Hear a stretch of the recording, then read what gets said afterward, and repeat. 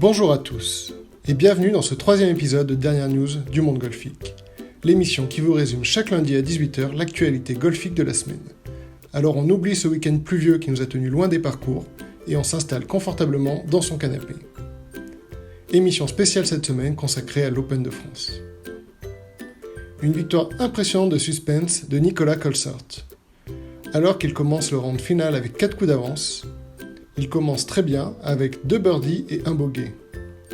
Mais il va enchaîner 2 bogeys au numéro 5 et au numéro 6 et finir par perdre le lead au profit de Hansen.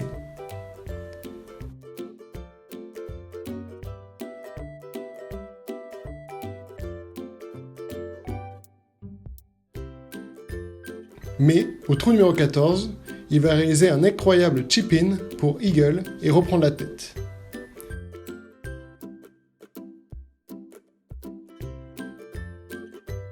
Mais comme je vous le disais, le suspense était au maximum ce dimanche, puisqu'au trou suivant, il va réaliser un double bogey, après ce kick malheureux qui va envoyer sa balle dans l'eau.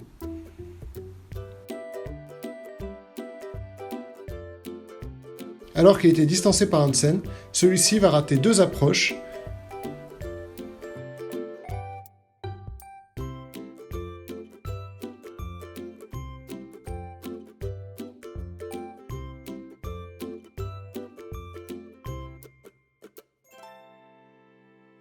ce qui va permettre à Colsaert, réalisant uniquement des parts, de remporter la victoire avec un coup d'avance.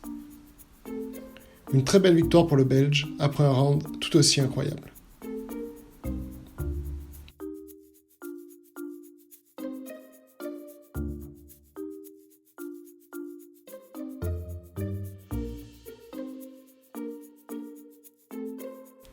Du côté des Français, le troisième Français est Romain Langasque, qui finit 18ème avec une carte à -3. Victor Pérez finit 16ème ex-aequo avec Benjamin Hebert, qui a réalisé un très bon premier round jeudi. Il a notamment réalisé 2 très beaux birdies au trou numéro 10, puis au trou numéro 11 avec ce magnifique putt.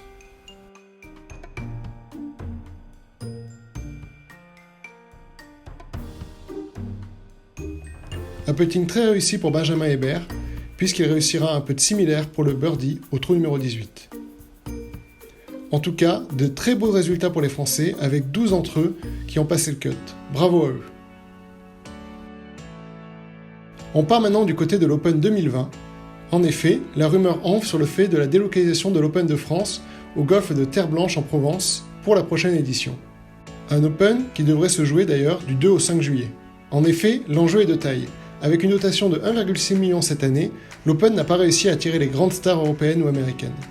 L'objectif de la délocalisation serait donc de remonter la dotation autour des 7 millions. Mais rien n'est encore fait, car les principaux sponsors actuels sont plutôt basés à Paris. Faire dépasser dans le sud serait probablement synonyme de perte de sponsors et peut-être même de public. Bref, rien de certain pour le moment, et je ne manquerai pas de vous tenir informé dès que nous en saurons plus. En attendant, c'est tout pour cette semaine, j'espère que cet épisode vous a plu. N'hésitez pas à vous abonner et me dire dans les commentaires ce que vous en avez pensé. À la prochaine, ciao!